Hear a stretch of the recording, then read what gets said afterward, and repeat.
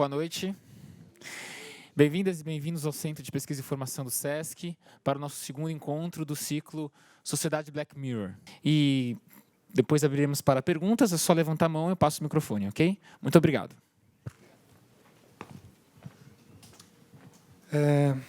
Olá, boa noite. Estava comentando um pouquinho com o Danilo que ele que concebeu esse tema, falar do Black Mirror, né, que ele capturou assim, o espírito do tempo, que eles tiveram 1.400 compartilhamentos. Quantas mil pessoas assistindo? 38 mil visualizações, né, que tinha alguma coisa, não é? E que o próximo é o 13 razões para... Tem que ficar seguindo o Netflix. Mas eu fiquei contente aqui com esse convite, porque ele dá oportunidade, esse episódio em particular, dá oportunidade para falar para uma série de temas contemporâneos relativos ao papel dos meios de comunicação, populismo, antipolítica. E, como eu acho que diz muito a ver com a nossa realidade atual, eu pensei, e eu acho que tem muito debate para ser feito, eu pensei em fazer uma apresentação mais conceitual, para eu não me estender muito sobre esses fenômenos que nos interessam, imagino que interessa a vocês, para a gente debater. Então, eu vou falar mais conceitualmente no começo e vou deixar mais tempo para o debate. E aí, a partir do debate, a gente fala, que eu imagino que todo mundo está na cabeça, pensar o que é o fenômeno Trump, o que é a ascensão do João Dória, o que é a ascensão do Bolsonaro, o que isso tem a ver com o fenômeno do populismo, o papel dos meios de comunicação. E, ao invés de falar desses diretamente, falar um pouco conceitualmente, algumas coisas assim que eu acho que servem de fundamento para a gente entender esses fenômenos, e depois a gente fala deles na segunda parte. Tudo bem? Então, vou começar pelo gancho, que é o episódio lá do Black Mirror, né? Não sei se suponho que todo mundo tenha visto, né? O episódio do Black Mirror conta a história de uma sketch, né? Um quadro dentro de um programa humorístico que tem essa figura, um desenho animado de um urso azul que faz comentários jocosos, assim, muito maldosos, e que a certa altura esse personagem entrevista um político, que era um ex-ministro da Cultura, que estava se candidatando para ser membro do parlamento, seria equivalente aos nossos deputados ali, num distrito na Inglaterra. Então, ele faz essa entrevista, ele é bem agressivo, com um tipo de pergunta, o cara fica embaraçado, fica constrangido, não é? O produtor do programa acha que é uma boa ideia caçar a audiência, perseguindo esse personagem aí que está em campanha para sua candidatura de deputado. Ele começa a perseguir com um telão, não é? Então o humorista ele fica seguindo esse deputado e provocando esse deputado de uma maneira assim meio não política, né? Meio provocando, falando, né? E ele captura um pouco o espírito ali de rechaço dos políticos, do sistema político, dos eleitores naquele momento, e ele começa a crescer. O produtor fala, vamos lançar ele como candidato, como uma espécie de anticandidato, esse urso azul que não pode ser eleito, não é? E aí ele começa a concorrer, e ele começa a insultar, ele passa a ser chamado para os debates dos candidatos, né? Então tem esse candidato aí que ele está tendo como alvo, que é um candidato do Partido Conservador, tem uma candidata concorrente do Partido Trabalhista, e o próprio comediante tem um envolvimento amoroso com a candidata do Partido Trabalhista, enfim. A coisa evolui, depois tem um processo eleitoral, ele sai em segundo lugar, né, esse anticandidato, e depois, bem ao estilo Black Mirror, termina o bloco, né, enquanto sobem os créditos, mostra assim, um futuro distópico, onde esse personagem, né, ganhou vida própria, ele ganhou... pulei um pedaço importante, né? Antes disso, ele é abordado por alguém da agência. Não fala que a agência se insinua que é a CIA, né? Então vem um negro com sotaque americano falar com o produtor do programa, falar, isso aí que vocês fizeram é um fenômeno, não é? Porque ele não tem rosto, porque ele é uma espécie de marionete que pode ser controlado à distância. Ele está agora com uma mensagem antipolítica, mas a gente podia dar uma roupagem política. Vocês já pensaram em ir para a América do Sul? Não é? Isso aqui pode ser um fenômeno global. Vocês falam espanhol? E aí depois, enfim, aí termina as eleições, ele sai em segundo esse anticandidato. À medida que sobe os créditos, mostra ele pobre, né, porque ele tinha abandonado, falava que não queria mais fazer esse personagem. Então ele virou um sem-teto, está nas ruas de Londres. E aí um futuro bem distópico, com esse personagem em todos os lugares, em todos os telões, e como se ele tivesse dominado, se instaurado um novo poder político, bem ao estilo Black Mirror. Bem, esse é um resumir aqui de uma maneira muito simples, né, o texto, e eu acho que isso tem um pouco a ver com o apelo dessa série Black Mirror, que é uma série que, ao contrário de outras séries de ficção científica que pesam no papel da tecnologia, né? Então você vê um futuro muito distante, com os carros são voadores, tem teletransporte, ou tem tecnologias assim muito distantes e que fizeram transformações tecnológicas muito grandes.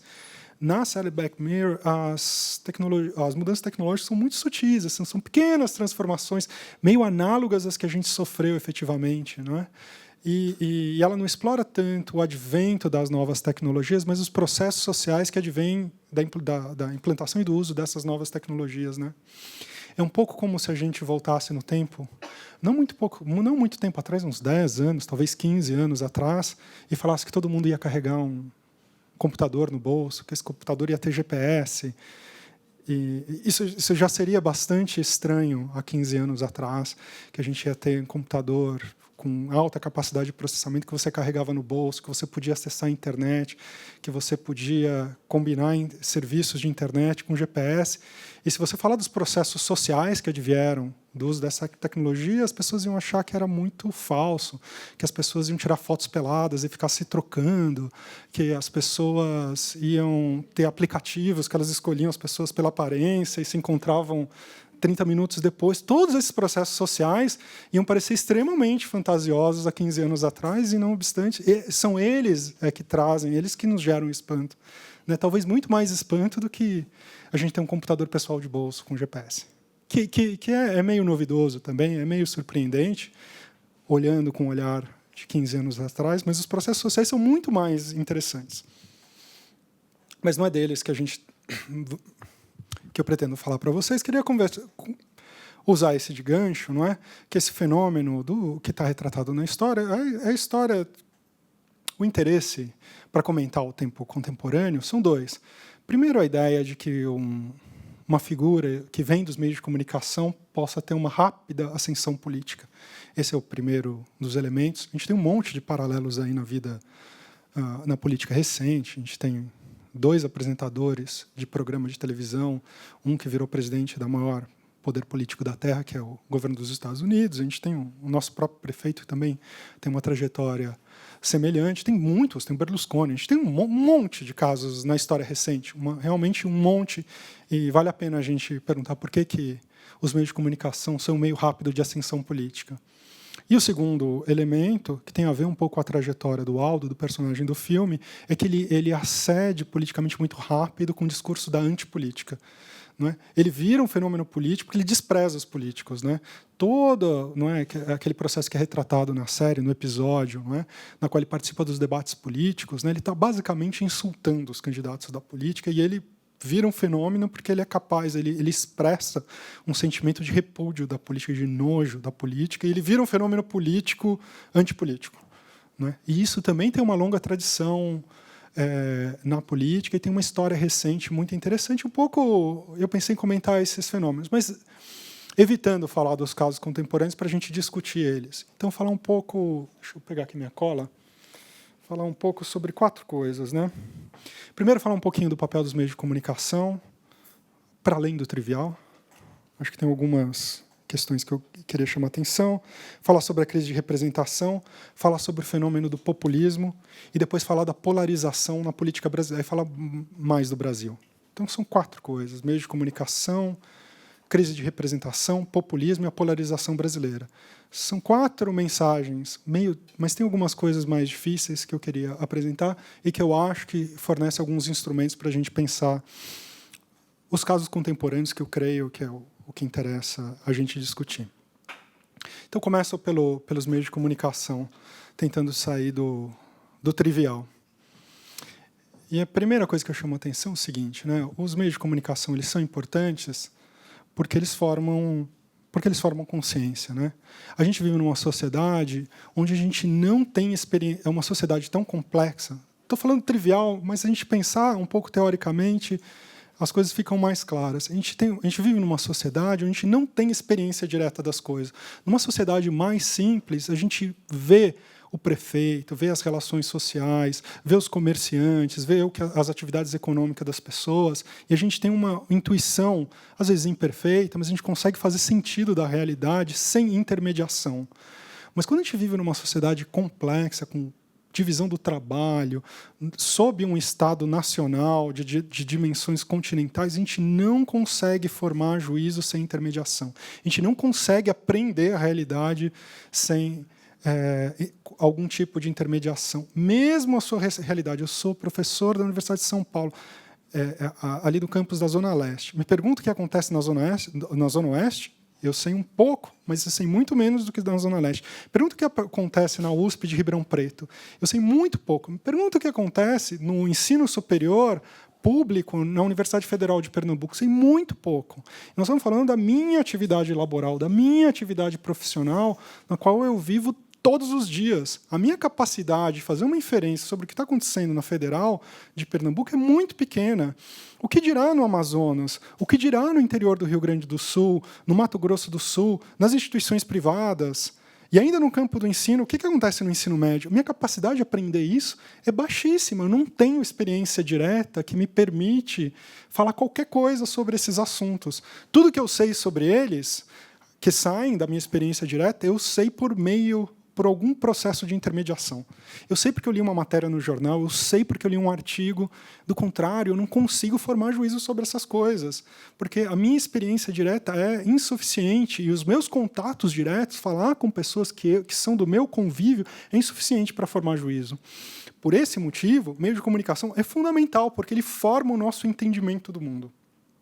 Parece trivial, mas não é. A gente não consegue formar um entendimento do mundo que não seja mediado. E os meios de comunicação são o nosso meio por excelência para formar entendimento. Das maneiras mais óbvias, que seria o jornalismo, mas as mais indiretas, quando a gente vê televisão, quando a gente vê uma dramaturgia, vê a novela, a gente está formando, não é? Está representado ali o interior do Nordeste. Se eu nunca fui para o interior do Nordeste, todos os elementos que vão me permitir formar um juízo sobre o interior do Nordeste são a dramaturgia da Globo.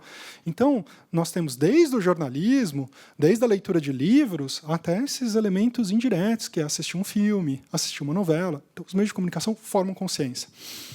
Por que a formação de consciência ela é importante? Ela é importante porque formação de consciência é poder político. Uma outra trivialidade que eu estou contando, mas só resgatando aqui um pouco teoricamente, né? Tem um teórico italiano, que é o Gramsci, ele fala que o Estado é um monstro de duas cabeças, né? Ele tem um aparato policial que obriga a gente a seguir as leis, mas ele tem um outro aparato que forma consciência. Por que isso é importante? Porque ninguém obedece apenas por coerção. Não existe exército, nem polícia em número suficiente que obriga os cidadãos a cumprirem as leis. A gente não cumpre as leis, não segue as normas sociais porque a gente está sob coerção. Em parte, sim. Em parte, se você descumprir, você vai preso. Você, inclusive, corre o risco de ser assassinado, dependendo do tipo de coisa que você... É legalmente assassinado, né? A nossa polícia mata um bocado. E ela mata porque ela é autorizada a matar. O Estado detém um monopólio legítimo do uso da violência. Mas não é por esse meio exclusivo que a gente cumpre as leis. A gente cumpre as leis por coerção, mas a gente cumpre as leis também porque a gente está mais ou menos de acordo com a norma social. E esse estar mais ou menos de acordo com a norma social, não é porque a nossa consciência foi formada de maneira a garantir o nosso assentimento dessa norma social. Tá? Se as pessoas se revoltarem e falarem a gente não cumpre a lei, não tem polícia que obrigue as pessoas a cumprir a lei. Não tem polícia, não tem exército em número suficiente capaz de coagir coercitivamente as pessoas a cumprirem as leis. O sistema, para ele funcionar, precisa que as pessoas tenham uma adesão espontânea a essas normas. E essa adesão espontânea às normas ela é conseguida por meio desses instrumentos de intermediação, dos quais os meios de comunicação são uma parte fundamental. Então, os meios de comunicação eles formam o nosso entendimento do mundo e eles formam a nossa consciência no sentido de fazer com que a gente ganhe aderência às normas sociais, né, para além da coerção da força física que o exército, que a polícia, não é, nos coloca em última instância. Então, eu queria chamar a atenção, né, os meios de comunicação. Mas os meios de comunicação, eles formam a nossa consciência no sentido de... Vem o cara da Rede Globo, vem o William Bonner, e ele forma a nossa consciência, a gente segue o William Bonner, não é? Porque os meios de comunicação, como vocês sabem, eles são concentrados, não é? Eles são, na sua versão anterior, eles são fenômenos de massa. Por que a gente chama de fenômenos de massa? Porque eles são centralizados, eles têm um emissor e um monte de receptores. Funciona assim na TV, que tem um estúdio, aqui no caso da Rede Globo, ali na Marginal Pinheiros, na Marginal, lá no finalzinho da Marginal Pinheiros, tem um estúdio, e ali eles produzem tudo, então um lugar central, e a gente tem milhões de receptores passivos, né, que ligam à TV, os receptores eles não conseguem falar, não conseguem enviar mensagem, eles só estão recebendo essas mensagens. Não é? Então, tem um lugar central que emite, e eu tenho um monte de receptores passivos. Funciona com a televisão, funciona com os jornais, Folha de São Paulo, lá na Barão de Limeira, e assim por diante. Funciona com os jornais, funciona com as revistas, funciona com rádio. Não é? Eu tenho os meios de comunicação de massa, eles têm essa capacidade, eles têm essa estrutura de produção centralizada e recepção dispersa. Então, a gente tem uma massa de pessoas que recebe... Bem, eles foram alvos de muita crítica, por boas razões, porque aquilo é poder concentrado. Porque se os meios de comunicação formam a consciência, formam um juízo que permite que a gente tenha a compreensão do mundo, e eles estão centralizados, quem detém o controle dessa emissão centralizada detém poder político, necessariamente. E é por isso que os meios de comunicação são muito criticados. Faz pesquisa de opinião, a Rede Globo ela é odiada, universalmente à direita e à esquerda, universalmente odiada porque ela concentra poder político. E ela gera uma espécie de reação assim negativa. Mas essas pessoas que estão recebendo, ligam à televisão e veem o William Bonner passando as notícias, elas são passivas? Elas estão recebendo ordens da televisão? Elas estão formando a consciência de uma maneira passiva? A resposta, eu acho que posso dizer com alguma segurança, hoje a gente sabe que não. A recepção ela é bastante ativa. Tem um monte de estudos desde os anos 70 que mostram que as pessoas, a relação delas com os meios de comunicação de massa não é uma relação passiva. A TV está falando uma coisa, as pessoas pegam, elas escutam a mensagem e elas ressignificam a mensagem.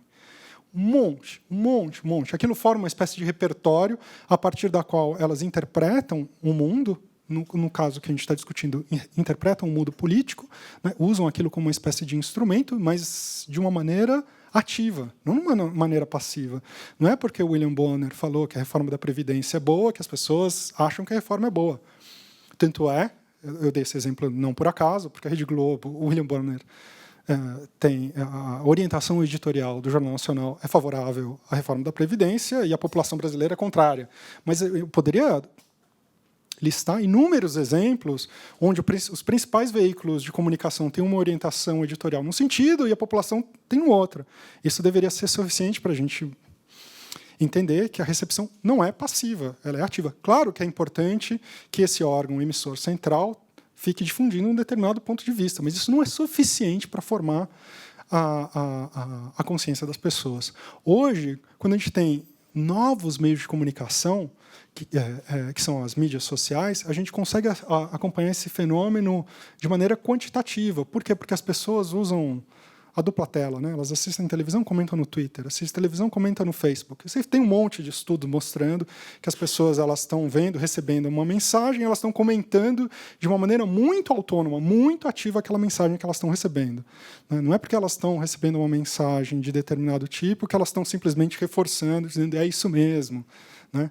Elas são ativas, elas recebem essa mensagem, elas se distanciam, às vezes concordam, às vezes discordam muito. Né? E a gente consegue até mensurar quantitativamente isso. Se esse poder concentrado dos meios de comunicação já era limitado pelo caráter ativo das pessoas que estão recebendo, esse poder diminuiu ainda mais com as mudanças profundas que advieram com as tecnologias da comunicação recente, né? No caso das redes sociais.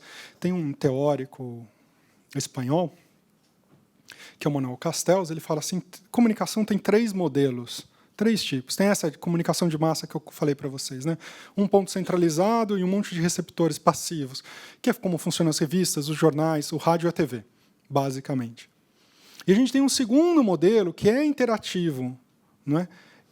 Cujo modelo é o telefone. Não é? Mas ele não é de massa, ele é 1 a 1. Ele é interativo, um fala, o outro escuta, o outro fala. E esse escuta, mas ele é de 1 a 1. Ele é o telefone, de certa maneira, ele é a correspondência é por papel, e assim por diante. E as redes sociais, diz o Castel, ele diz que inaugurou, mas eu acho que não inaugurou. Mas, de qualquer maneira, elas encarnam um terceiro modelo que ele chama, que é um modelo meio híbrido, não é? Que ele chama de autocomunicação. Desculpa, autocomunicação de massa. Por quê? Porque ela não é nem de massa, ela é interativa e ela é de massa ao mesmo tempo. Não é? O grande modelo é o teu newsfeed do Facebook. Né? Você abre o newsfeed, né? o feed de notícias do Facebook, e você fala para 200 amigos e 200 amigos falam para você. Então, é de 1 para muitos e de muitos para 1. O modelo tradicional de massa é de 1 para muitos. Né? Então, tem um lugar central e muitas pessoas escutando. O outro modelo interativo era de 1 para 1. Ele era interativo, mas era de 1 para 1. E esse novo modelo, ele é interativo, mas ele é de 1 para muitos e de muitos para 1. E o modelo é o newsfeed. Quando você escreve alguma coisa, você está falando com 200 pessoas, que é a média, 250, a média de amigos que um brasileiro tem no Facebook. Então, ele fala para 250 pessoas e 250 pessoas falam para você. Tá? Então, recapitulando, eu estava falando dos meios de comunicação, porque os meios de comunicação eles são muito importantes politicamente, porque eles formam consciência, não é? Porque eles são o único meio pelo qual você entende a realidade, porque a gente não tem mais experiência direta. Em segundo lugar, eles ajudam a formar a sua consciência política. Ele é a segunda cabeça do monstro lá que o Gramsci tinha falado no Estado. Não é? Mas esse poder deve ser mais ou menos matizado, porque ele é, mesmo na sua forma central, as pessoas não são passivas, elas não recebem mensagem e simplesmente concordam com elas ressignificam aquilo que elas recebem, e, além disso, a gente houve uma modificação estrutural dos meios de comunicação hoje, porque a gente tem as mídias sociais que têm uma outra forma. Ela não é essa forma de massa, ela é uma forma diferente, de 1 para muitos, de muitos para 1. Tá? Mensagem que eu estava querendo. Qual que é a relação? Hoje, a gente tem mais ou menos metade da população brasileira na internet, usando a internet regularmente, ou seja, mais de uma vez por semana. Deve estar, a última pesquisa, pelo índice de... Deve estar hoje por volta de 60% da população brasileira, só que a média de uso é alto. Tá? As pessoas ficam no Facebook, alguma coisa como 4 horas e meia. Tá? Um pouco acima da televisão, que é altíssimo também. A diferença é que a televisão está concentrada num só canal, Rede Globo, a audiência da televisão, e a audiência e o consumo de internet está centralizado num serviço que é o Facebook, mas que é distribuído. Então, quando você está no Facebook, você está escutando os seus 250 amigos, não é? E mais as páginas que você segue. Mas dentro desse conteúdo dos seus 250 amigos, tem muito conteúdo de massa. Tá? Que é o que as pessoas estão compartilhando textos do G1, estão compartilhando textos do UOL. Tá? Então, tem, de certa maneira, também aquela estrutura de massa entra nessa estrutura nova. É um pouco complicado, mas para vocês entenderem esse elemento. Paro por aí no meu primeiro assunto, né, falando dos meios de comunicação. Passo para o meu segundo assunto, que era... Deixa eu ver se eu me lembro. Não era polarização, era o populismo, não é isso? A crise de representação. Oh, o pessoal tomou nota aí. Crise de representação. E eu queria comentar com vocês sobre umas transformações. Está muito teórico? Daqui a pouquinho a gente já fala do Dória. Que eu acho que é um assunto quente. Então vamos lá para a crise de representação. Alguns elementos para ajudar a gente a refletir. Essa crise de representação que vocês já ouviram falar, que é basicamente a perda de confiança no sistema, a perda de confiança de que esse sistema nos representa, não é nova. Ele é um fenômeno relativamente novo no cenário brasileiro, mas ele está documentado assim nas democracias liberais há muito tempo. E teve um surto de estudos sobre crise de representação no final dos anos 60, início dos anos 70. Não é? Realmente foi publicada assim, uma biblioteca de estudos naquele período. E, nessa época, essa crise de representação, que aconteceu nos Estados Unidos, na Europa Ocidental, em alguns países da América Latina, que tinham democracia, não era o nosso caso, nessa época a gente estava no regime militar, isso foi interpretado como uma espécie de esgotamento da velha forma de representação. Né? Ou seja, a representação política, essa ideia de que a gente tem partidos políticos que nos representam, não é? Na verdade, é partidos políticos e sindicatos, uma estrutura aí que começa a ser desenhada no século XIX, se estrutura bem no comecinho do século XX, não é? E cria uma espécie de sistema na qual os grupos sociais estão meio organizados dentro da sociedade e eles têm estruturas de representação que são basicamente sindicatos e partidos, não é? E por meio dessas estruturas de representação, os anseios, as inquietações, as necessidades da sociedade são expressadas. Então, eles são uma espécie de mediação, os partidos políticos e os sindicatos, entre a sociedade civil e o Estado. Tá? Eles cumprem, digamos, essa ligação. E essa ligação que entra em crise quando as pessoas deixam de confiar no sistema, deixam de acreditar que esse sistema, que essas instituições podem fazer essa ligação. Isso entra em colapso lá, talvez tenha entrado antes, mas no final dos anos 60, início dos anos 70, tem isso entra para a consciência e entra para o debate político, e tem um monte de estudos e um monte de debate a respeito disso. Nós estamos falando aí de 50 anos atrás. 50 anos atrás. Não é um fenômeno recente. Tá? Nessa mesma época, a gente tem o nascimento de um outro fenômeno que vai ter impacto aqui na nossa discussão, mas que a gente faz daqui a pouquinho, que são os chamados novos movimentos sociais. Por que novos movimentos? Esses novos são em relação aos velhos, que é o movimento operário, tá? O movimento sindical, basicamente.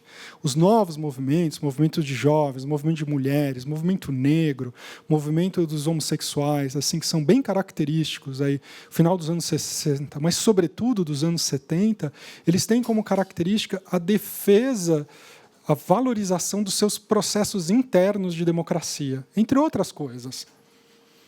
Ou seja, eles acham que tão importante quanto a causa que eles estão lutando, melhoria da condição da mulher, fim do racismo, etc., tão importante quanto esses objetivos é a maneira como essas campanhas, essas lutas são travadas.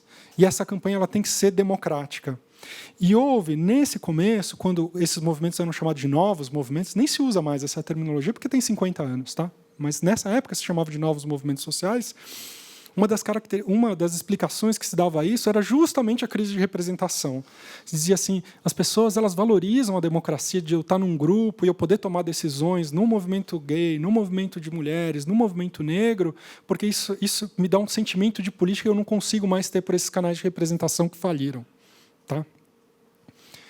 Existe uma série de motivos pelos quais esse sentimento chegou muito atrasado para a gente. Parece que é novidade que o sistema colapsou em 2013. Tá? Depois, se vocês quiserem, a gente fala sobre o caso brasileiro. Mas eu só conto para vocês que isso é um fenômeno bem antigo, bem documentado. Ele tem 50 anos na sua forma moderna, pelo menos. Tá? Muito bem documentado. E ele é caracterizado pelo colapso dessas estruturas de mediação que são os Estados e os partidos políticos. Acho que é o que eu gostaria de falar a respeito disso para a nossa discussão lá no final. Então, meu terceiro assunto está ligado com o anterior, que é o populismo. Tem a ver. Eu queria falar porque o populismo é um conceito que vai ser muito usado para explicar alguns problemas relativos a esses fenômenos que a gente já vai discutir. Vocês já devem ter ouvido falar. Populistas nunca escutaram, provavelmente, populismo numa chave positiva. Populismo é um termo depreciativo, desqualificador, para você, normalmente, você usa contra o seu adversário político para dizer que ele é uma espécie de demagogo. Ou seja, que ele está falando, tem um discurso que ele é popular, no sentido assim que as pessoas aderem muito facilmente a ele, mas ele é irresponsável. No fundo, ele é irresponsável. Os gregos antigos davam o nome de demagogos para quem tinha esse tipo de postura.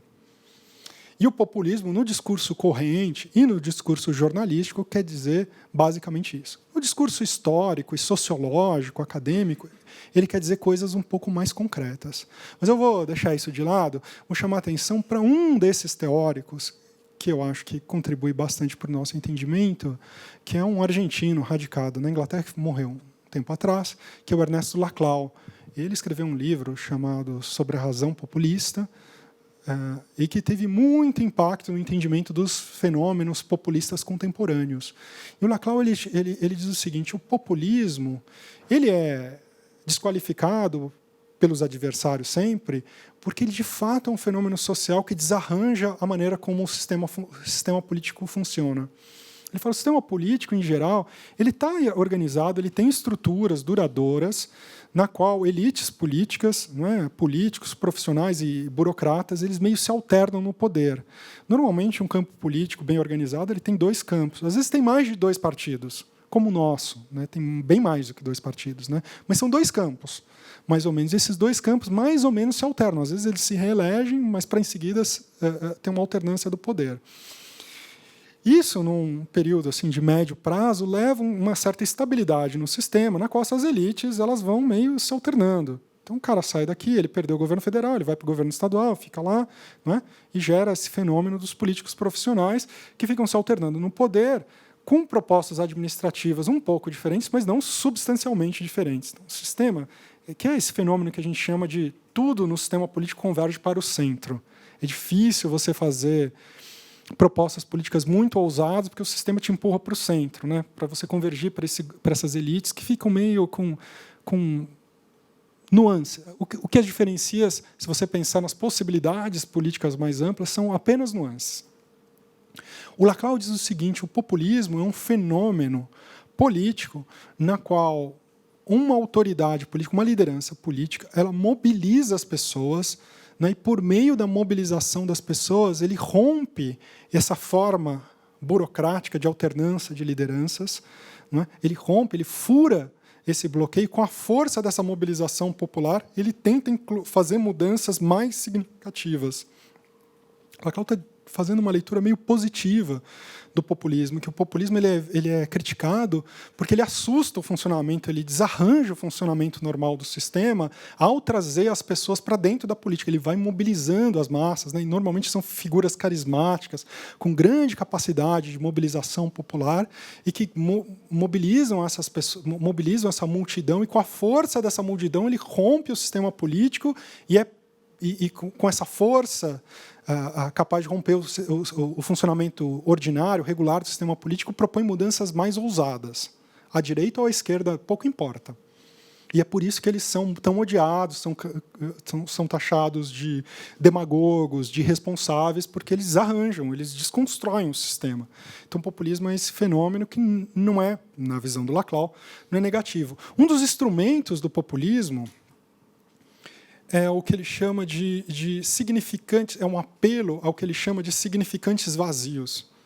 Esses significantes vazios, significantes são palavras, termos, vazios, imprecisos, altamente imprecisos, cuja imprecisão é um mérito. O fato de você não conseguir definir isso não é um defeito, é um mérito. Exemplo, fazer um discurso totalmente baseado no povo versus as elites. Quem é o povo? Você está falando da classe trabalhadora, do setor urbano, do setor empresarial? A classe média faz parte do povo? Ele é impreciso. O povo, é uma coisa muito vaga, muito imprecisa, assim como é impreciso o que seriam as elites, mas essa imprecisão, você construir toda uma linha discursiva em torno dessa imprecisão te dá força política, porque as pessoas mais diferentes conseguem se ver contempladas nessa categoria vaga. O fato dela ser vaga não é uma fraqueza, é uma força. Depois eu conto para vocês como é que isso aparece no debate brasileiro contemporâneo. Então, o populismo é esse fenômeno na qual tem uma mobilização de massas em torno de uma figura carismática que tenta romper esse funcionamento regular do sistema, na qual as elites se alternam, recorrendo a significantes vazios. Esse era o meu terceiro ponto, não é isso? E agora a gente vai para o Brasil e depois a gente conversa sobre um monte de outras coisas, usando um pouco essas categorias. Está muito abstrato ainda? Me interrompam aí se tiver. Meu quarto assunto é a polarização brasileira. Não preciso defender o meu ponto, o Brasil está polarizado, todo mundo que vai jantar no domingo sabe que dá briga entre petistas e coxinhas, em qualquer almoço de família. Como é que a gente chegou aí? Por que a gente chegou aí? Vou dar uns elementos. Eu tenho um grupo de pesquisa que a gente pesquisa a polarização no Brasil. Vou contar um pouco como... Eu tenho uma visão muito particular, muito diferente do que vocês vão escutar por aí. Mas vou contar para vocês o que eu penso sobre essa polarização brasileira e vou tentar incluir esses elementos aí, do meio de comunicação, esses outros elementos que eu usei como introdução da nossa conversa. Bem, a polarização brasileira tem um fenômeno. Ela está estruturada em torno do PT. Estou falando uma obviedade, todo mundo sabe que ela está estruturada em torno do PT. Por que ela está estruturada em torno do PT? Eu acho que é menos trivial. Ela está estruturada em torno do PT porque o PT é um partido político muito diferente dos outros partidos políticos. Tá? O PT tem uma história muito particular e ele é um partido muito bem sucedido no gênero de partido político que ele inaugurou e que ele encarna como uma espécie assim de modelo exemplar. Ele é uma espécie de partido-movimento. Né? Ele nasceu de uma espécie de confluência dos movimentos sociais lá nos anos 70.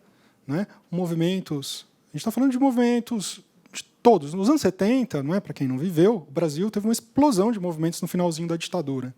Explosão, movimentos de moradia, movimentos contra a caristia, os movimentos da igreja, uma explosão de movimentos de toda a ordem, né, que começa no final dos anos 70 e atravessam todos os anos 80.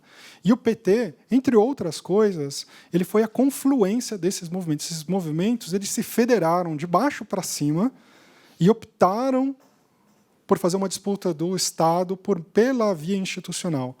Um debate que não foi tranquilo. Não foi nem um pouco tranquilo. Os movimentos, como eu falei para vocês, são esses novos movimentos, não é? Eles valorizam os processos internos e eles rechaçam as vias institucionais. E esse debate foi acalorado nos anos 70, início dos anos 80. E a opção por eles todos se transformarem em partidos políticos, foi muito difícil, mas ela aconteceu. O PT se estabeleceu ali no início dos anos 80 e começou um processo de tomada, primeiro vereadores, alguns prefeitos, depois governos do Estado, até chegar no governo federal em 2002. Né? Nesse processo de institucionalização, ele foi desmobilizando a sociedade civil, porque ele eram os movimentos sociais. Nos anos 80, ser petista e ser de movimentos sociais era praticamente sinônimo. Todo mundo que participava de algum movimento, alguma associação, alguma coisa, era do PT, era praticamente indistinto, tinha muito pouca coisa fora do PT. E é por isso que o PT ele encarnou de uma maneira tantas esperanças das pessoas. As pessoas que estavam mobilizadas, as pessoas que estavam engajadas politicamente, uma parcela muito expressiva dessas pessoas ou entrou diretamente no PT ou se alinhou com o PT. E nós estamos falando da geração que estava ativa politicamente no final dos anos 70, durante todos os anos 80 e comecinho dos anos 90, porque enquanto o PT era essa ideia, ele mantinha esse ideal de transformação por meio da via institucional. Depois ele se transforma num partido mais ou menos convencional, a gente não precisa discutir aqui se é bom ou se é ruim, mas ele vira um partido mais ou menos convencional, muito pouco diferente dos outros, não é? E quando ele vira muito diferente dos outros e ele começa a ser acusado de envolvimento nesses escândalos de corrupção, ele gera grandes decepções. Então, agora eu volto para o problema da polarização. Quando a gente vai, por exemplo, analisar o perfil demográfico de quem protesta contra e a favor do impeachment, que foi um fenômeno que polarizou bastante, embora ele não é a origem, eu já conto para vocês a origem, o perfil demográfico são pessoas com mais de 40 anos. Nas manifestações pró e contra o impeachment, tinha tantas pessoas com idade entre 60 e 70, quanto entre 20 e 30. Para vocês terem uma ideia. Nós estamos falando que praticamente não tem jovens. Tem um pouquinho, mas tem muito poucos jovens. A idade média é por volta de 40, 45 anos das pessoas que estão mobilizando. Ele é um fenômeno, essas mobilizações em defesa e contra o impeachment, que, de certa maneira, a gente sabe, elas estavam discutindo o legado político do PT, são das gerações para as quais esse partido político foi importante. Ele foi importante e seguia sendo como inspiração para uma parte deles, ou era uma profunda decepção para uma outra parte deles. E para os jovens, eles estavam meio além disso. Por exemplo, quando a gente pegava movimentos muito tipicamente de jovens, por exemplo, o movimento dos estudantes secundaristas, a Marcha da Maconha, onde dificilmente, são mobilizações também de rua, mas dificilmente você vai encontrar pessoas com mais de 40 anos, todos os temas polarizantes não encontram forte adesão. Então, é uma coisa que diz respeito a pessoas de uma determinada idade. Algumas jovens fazem parte, algumas jovens, mas não chega a ser um fenômeno muito relevante com as pessoas mais jovens. É como se elas estivessem para além dessa polarização política. Essa polarização política ela tem uma segunda característica que tem a ver com as crises de representação e com o populismo. Por quê? Porque ela opunha, de um lado, o antipetismo. Eu acho que o termo correto não é falar que elas eram de direita, o termo correto é que elas são antipetistas. E, do outro lado, elas também não são petistas. Do outro lado, elas são de esquerda. Elas são muito claramente um campo de esquerda, não é, que se sentiu acuado pelo antipetismo. Tá? Dá para a gente complexificar que, no fundo, os dois campos eles lutam contra fantasmas um do outro. Esse campo acha que o outro está defendendo privilégio, que o antipetismo, no fundo, defende privilégios. E o antipetismo acha que o outro não defende legado social, defende, na verdade, a corrupção. Então, cada um luta contra uma imagem que faz do que o outro deveria ser. E é assim que o campo está estruturado. Esse debate, essa polarização tem uma característica muito interessante. Na esquerda, ele é muito coerente. Então, a gente aplica, por exemplo, um questionário, a gente aplicou várias vezes questionários mostrando, no campo da esquerda, pegando a pauta política social, Bolsa Família, reforma da Previdência, a pauta política, de política econômica e social, e também a pauta dos chamados novos movimentos sociais, do movimento negro, feminista e do movimento LGBT. O campo da esquerda é extremamente coerente. Extremamente coerente. A gente processou, a gente vai na manifestação, faz 700 entrevistas.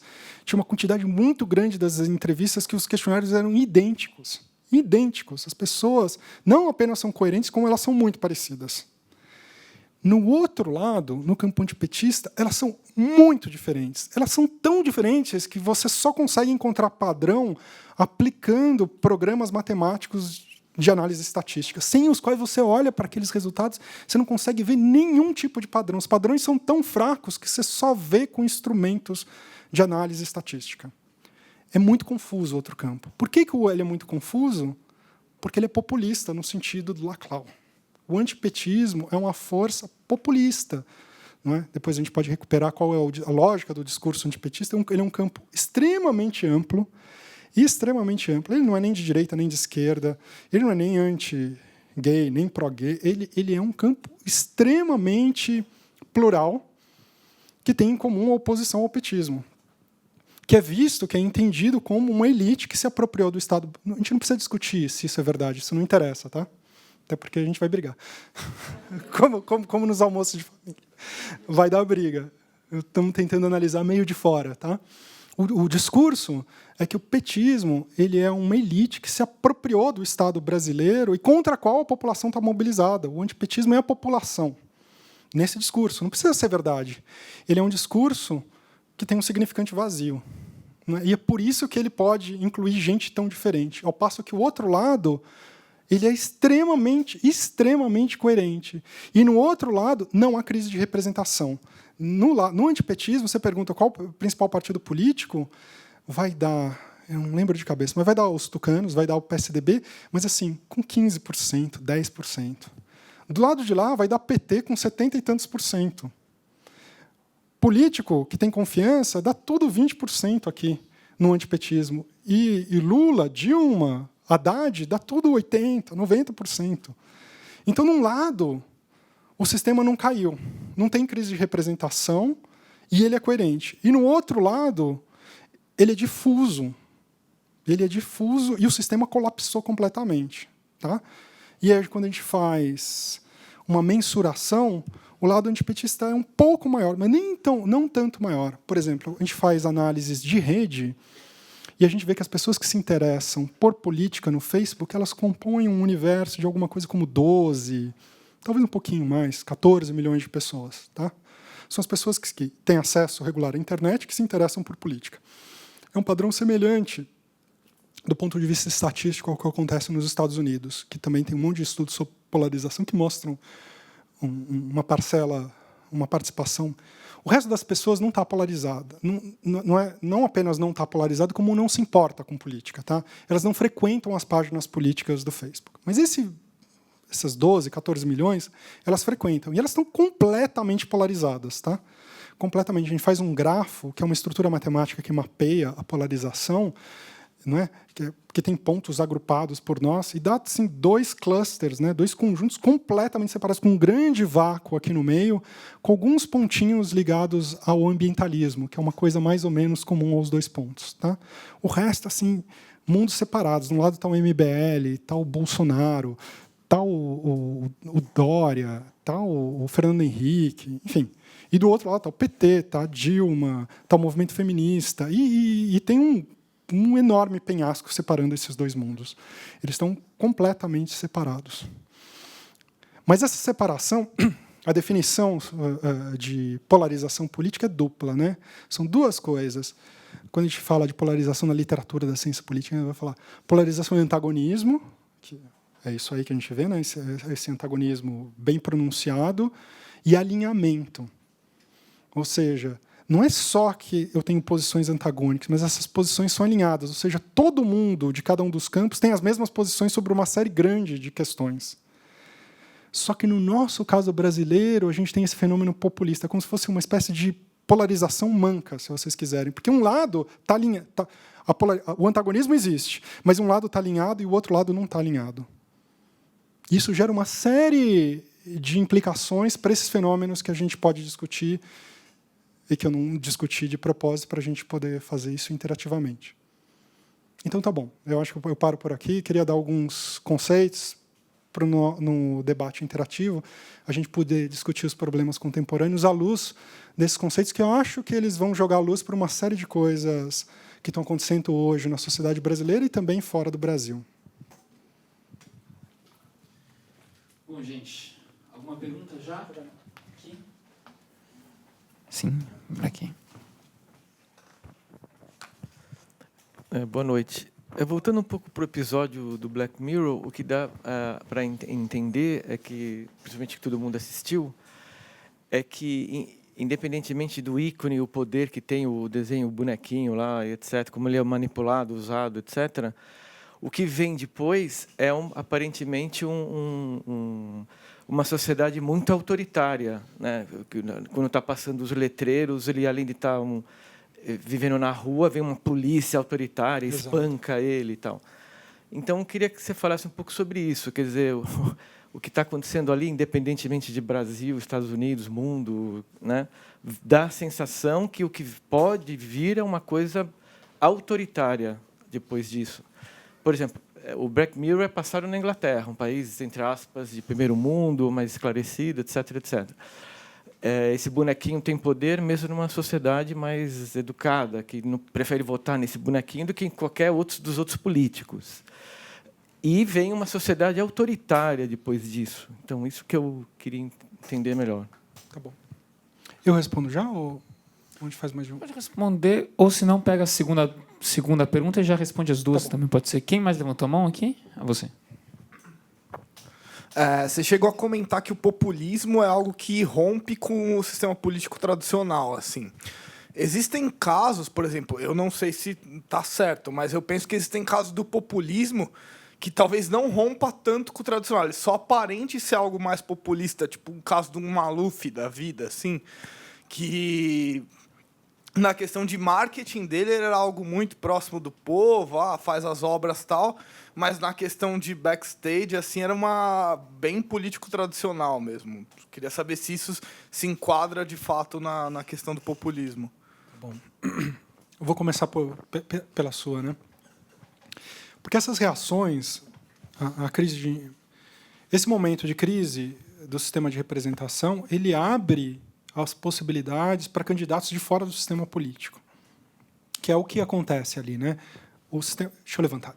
O sistema está em crise, não é? O sistema, lá no Black Mirror, tá? Mas vale. A nossa sociedade está em crise, o sistema de representação. A gente pergunta se as pessoas confiam nas instituições, sei lá, eu não sei de cabeça, mas dá um número muito alto de pessoas que não confiam mais nas instituições, em nenhuma instituição, partido, tal. Nesse momento, esse é um cenário muito propício para qualquer ator político que se apresenta como vindo de fora do sistema político. A gente tem uma longa tradição de usos políticos, de atores políticos, que se apresentam como salvadores da pátria porque eles não são políticos. O que é? Isso vai desde os militares no Egito, vou pegar um caso aqui mais ou menos recente, desde os militares no Egito, ele vale para gente que vem dos meios de comunicação, ou seja, que ele já tem um nome, uma reputação que foi estabelecida de fora do sistema político, vale para juízes, vale para policiais. Então tem um monte de casos que a gente vai ver aí pelo mundo, de quando a gente chega num momento como o nosso, onde o sistema de representação está em crise, que vem atores políticos de fora, e justamente porque eles são de fora do sistema político, eles ganham prestígio, as pessoas buscam esperança nele porque o sistema tradicional está completamente desacreditado. Mas como eles não têm compromissos políticos, não têm enraizamento, muitas vezes são aventuras autoritárias. Nem sempre, mas muitas vezes. Eu acho que é um pouco o que o Black Mirror coloca, né? Ele fala assim, ó, esse ator político que vem de fora, porque no fundo é um comediante, né? Um boneco, ele é uma construção dos meios de comunicação, né? Ele é transformado numa força política, como ele não tem compromisso político, ele não é fruto de uma construção política, de um programa político, de uma trajetória política, ele não tem vínculo com nada. Ele é um aventureiro que pode descambar para o autoritário. Né? Eu acho que é isso que o filme coloca, e isso acontece de fato, né? Em alguns casos, né, quando a gente tem crise e a gente vê esses... Então, a gente tem muito. Berlusconi é isso, né, um cara que veio dos meios de comunicação lá na Itália, extremamente autoritário, não é? Sem nenhum vínculo com o sistema partidário vigente, não é? Com força econômica, com reputação construída nos meios de comunicação, e ele entra dentro do sistema político. O Trump também é isso, não é?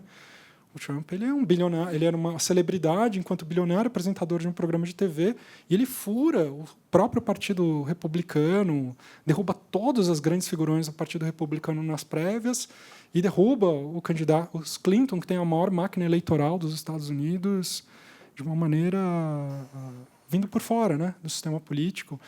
E ele também é acusado de ser pouco democrático, porque ele não tem esses vínculos, ele não tem amarras, né, que os políticos tradicionais têm. Não sei se eu te respondo. Você falava do Maluf, eu nunca... Isso daí, o populismo ele não significa que ele seja popular. O populismo é um fenômeno... Segundo o Laclau, tem várias interpretações do populismo, mas eu achei que essa era bastante útil para a gente entender algumas coisas que estão acontecendo hoje.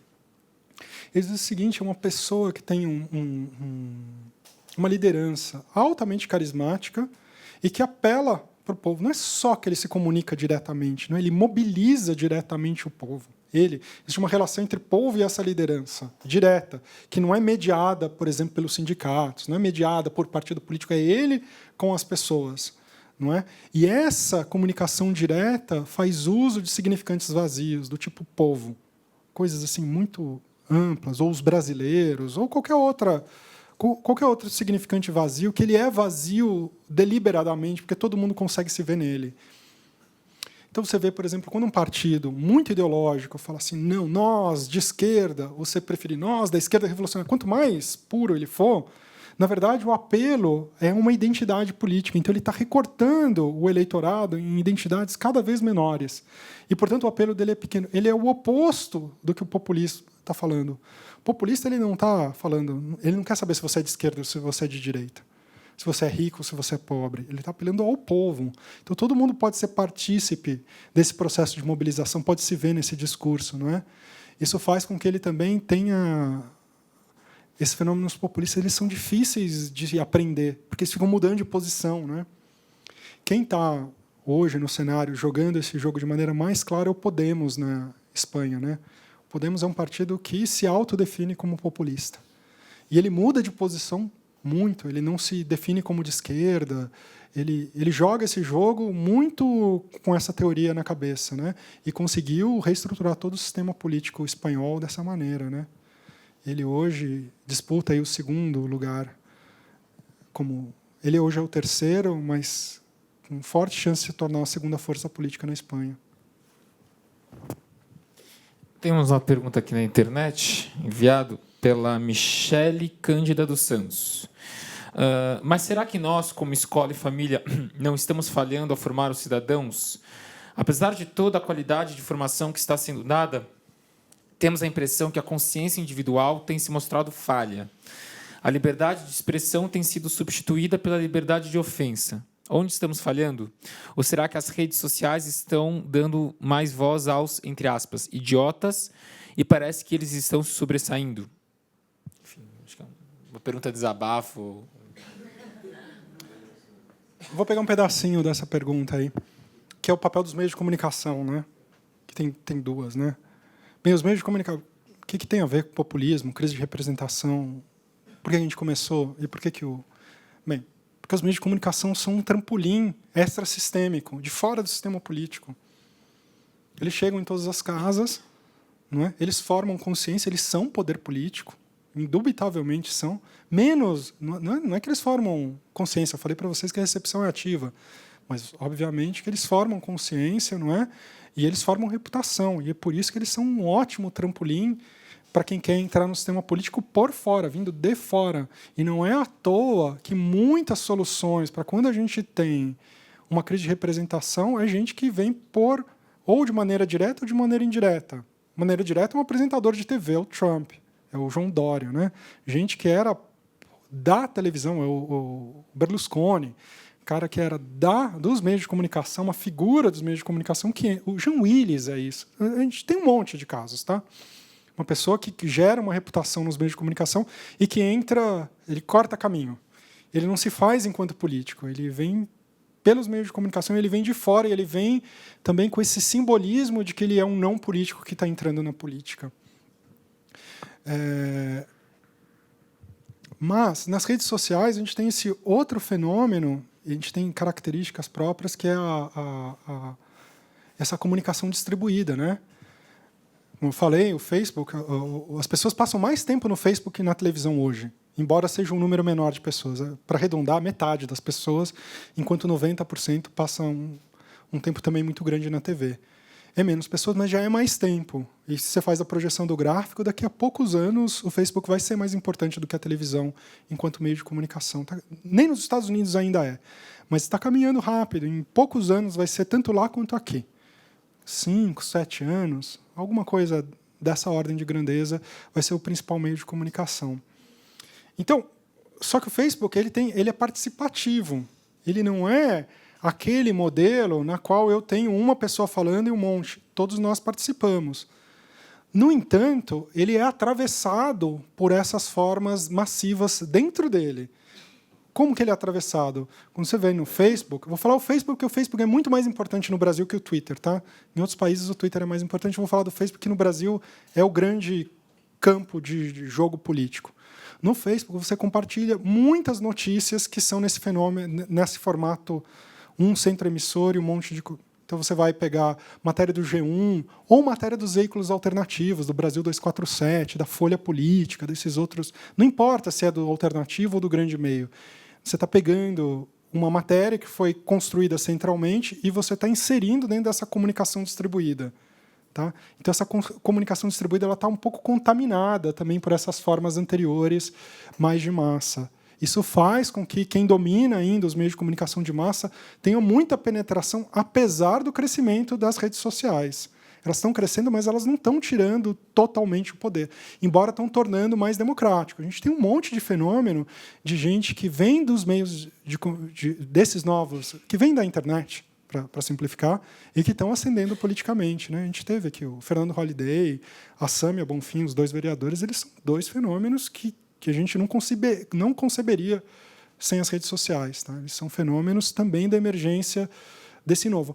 O que eu não lembro a pessoa, o que a Michelle também chamava atenção é para uma outra coisa que tem sido discutida ultimamente, é se essa polarização, acho eu que tem no fundo aí alguma coisa, essa polarização, esse clima de antagonismo, de desrespeito que a gente está vendo, tem a ver com as redes sociais. Vocês já devem ter ouvido falar do efeito bolha, já ouviram? O efeito bolha é o fato, né? O Facebook não te coloca todos os seus 250 amigos, né? Ele seleciona aqueles amigos mais parecidos com você, no ponto de vista de diversos pontos de vista, mas no que nos interessa, no ponto de vista político, né? Então, quando você abre o seu newsfeed, sempre vai ter muito mais posts que são parecidos com aquilo que você pensa, Porque ele sabe que se ele te expor a coisas que você não gosta, você se afasta da ferramenta e deixa de usá-la. Como ele vive de publicidade, ele precisa te atrair, então ele te apresenta coisas muito semelhantes que você pensa. Isso faz com que essa polarização que já existe, que não é um fenômeno do Facebook, de jeito nenhum, a sociedade já foi polarizada muito antes, em muitos outros momentos antes da existência de redes sociais, mas talvez ela tenha, digamos, essa polarização tenha sido acentuada por esse fenômeno. Porque como você fica conversando consigo mesmo, você fica reforçando aquilo que você já pensa. Opa. Vamos lá? Depois eu volto aqui.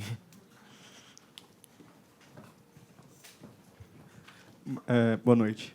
Olá. Você disse que esse fenômeno da crise de representatividade chegou um pouco tardiamente aqui no Brasil, que ele já tem 50, 60 anos, né? E, historicamente, qual que é a perspectiva de um próximo passo para isso que está acontecendo? Como que isso se resolve? Ou se resolve entre aspas, né? Mas se isso se aprofunda, se tem algum outro fenômeno que costuma acontecer depois disso, de vir esses atores de fora da política, qual que é a nossa perspectiva futura? É mais uma curiosidade minha. Obrigado. Mais um aqui, quem levantou? Aqui. Boa noite. Você comentou no início sobre como os meios de comunicação eles colaboram com essa mediação, uma formação de consciência nas pessoas. E eu acho que Black Mirror e algumas outras séries, como, por exemplo, House of Cards, outras séries que tratam desses assuntos políticos, também são novos ferramentas para essa formação de consciência, não apenas as mídias sociais, como geralmente a gente gosta de apontar, que vai substituir os meios de comunicação, mas também a ficção está trabalhando com essa formação de consciência. Eu gostaria que você comentasse um pouquinho sobre isso. Estou fazendo uma matéria sobre tecnologia na ficção e eu acho que essa relação com a política tem muito a ver com isso. Eu vou esquecer. Posso responder essas duas? Depois você... Senão eu vou esquecer. Na verdade, eu já esqueci a primeira. Primeiro, sua perspectiva futura. Então, como eu te falei, essa história tem 50 anos. Uma das razões pelas quais a gente está sentindo isso tardiamente como uma espécie de novidade é por causa do PT. O PT é um partido muito particular, é um partido que nasce da sociedade civil, então ele é carregado de muita legitimidade. Até hoje, ele foi acusado de uns escândalos de corrupção pesadíssimos, não preciso contar para vocês, né? Ele ainda é o partido que tem mais credibilidade no sistema. Depois desse vendaval, para você ver a força que ele é. Ele é uma coisa muito excepcional mesmo, tá? Assim, ele se destaca. Quando a gente olha para as grandes democracias, a experiência e para modelos de partido, o PT realmente se destaca no horizonte. Ele é uma coisa muito excepcional, o que gera efeitos para o bem e para o mal, tá? O que em geral se enfrenta essa crise de representação no resto do mundo? Eles querem fundar um PT. A verdade é, por exemplo, na Espanha, a Espanha viveu um processo pesado de crise de representação. Os partidos faliram, acusados de corrupção, a descrença em níveis muito parecidos com os níveis brasileiros. Qual a resposta da sociedade? Uma parte foi o Podemos, que eu falei que é um partido populista, mas a outra parte, a parte mais autenticamente social, são as chamadas iniciativas municipalistas. O que é isso? É fazer o PT. Eu estou meio simplificando, mas é meio criar um partido político que seja construído de baixo para cima, com todas as iniciativas, com as ONGs, com as organizações de bairro, com os movimentos sociais, todo mundo se federando, fazendo um partido político. Nós já fizemos isso. Fizemos isso no final dos anos 70. Então, na verdade, se você perguntar, na maior parte dos lugares, qual é a saída para a crise de legitimidade, eles vão dar uma receita parecida com o que a gente já experimentou. E é por esse motivo, na minha opinião, nós estamos condenados a dar uma resposta original. A gente está condenado porque a gente não vai refazer, né? O que a gente já fez. A gente teve acerto, teve erro. E a gente está vivendo aqui as consequências dessa experiência. A gente vai ter que fazer algo diferente, porque o resto está tentando refazer o que a gente fez. E a pergunta, concordo. Eu não sei se vocês falaram os nomes, eu não guardei. Mas a pergunta sobre a representação, eu acho que a ficção está ajudando, sim. Mas no caso da política, eu lamento. Você quer um comentário sobre o House of Cards? House of Cards, por exemplo, principalmente na versão americana, que é um pouquinho diferente da versão inglesa, né, original, que é mais próxima do livro, ela tirou um elemento que eu acho que seria muito interessante de ter sido mantido, que o Frank Underwood, né, que é o personagem na versão americana da série, ele é um aventureiro político. Então, o que a série, todo mundo conhece, né, House of Cards, né, a trajetória de um político que ele é líder da Câmara dos Deputados, não é? E ele dá um monte de rasteira em todo mundo e cava o seu caminho para a presidência com todo tipo de golpe sujo, mas muito parecido do que realmente ocorre na política, né? Então ele tem uma leitura assim muito realista de como. Nesse sentido, é interessante você ter uma representação da política, né? A política tal como ela é, sem nem um pouco endulcorada. No entanto, o Frank Underwood ele não é um bom político. Não é que ele não exista, existe um monte de Frank Underwood aí. Mas ele é um péssimo político e ele não educa as pessoas para os problemas da política. Seria muito melhor se o Frank Underwood fosse um democrata verdadeiro, que ele quisesse fazer a reforma do sistema de saúde como o Obama fez, ou como a Hillary tentou fazer antes do Obama, na época que ela era mulher do Clinton. Ou seja, se ele tivesse um projeto político real de bem público, não importa se você concorda ou não, né? Mas se ele fosse uma pessoa idealista, ele tivesse. E para concretizar esse processo político, ele fizesse todas as rasteiras necessárias para chegar lá, ele seria muito mais perturbador, na minha opinião. Isso a gente vê no livro original e na versão britânica da série. E é como Lincoln foi retratado no filme do Spielberg. Exato. Conseguiu abolir a escravidão corrompendo deputados. Exatamente. Exatamente. E na série britânica, que ele chama Frank... Como é que chama? O personagem tem outro nome, esqueci. Não é, mas o que é equivalente lá, que é um primeiro-ministro conservador, ele é verdadeiramente conservador. Ele tem ele está fazendo o projeto político, ele é privatizante, ele defende a privatização, ele defende o empreendedorismo. Ele tem um projeto político na cabeça. Ele está dando rasteira à torta direito para se manter no poder, mas ele não está ali à toa. Ele está ali para implementar um projeto político que ele acha que é de bem público. E eu acho que isso é muito mais perturbador. E eu acho que se isso tivesse aparecido na série do Netflix, que teve muito mais repercussão do que a série inglesa, eu acho que teria sido, desse ponto de vista que você está falando, de educação, de formação, de consciência, tal, teria sido muito mais interessante, porque faria a gente pensar um pouco sobre a natureza da política, que às vezes é o velho problema do Maquiavel, do Weber, não é? Que a política é um meio na qual te obriga a fazer coisas terríveis, mesmo que você queira fazer o bem. Tem outra pergunta aqui que veio da internet sobre formação de consciência, por isso que eu quero engatar agora, é da Riva Lieberman. A coerência da esquerda apresenta, portanto, maior consciência? Ela pergunta. A consciência no antipetismo, já que assume os valores populistas, como desenvolver espírito crítico e, ao mesmo tempo, aceitação do que é diferente na população em geral? São duas coisas, né?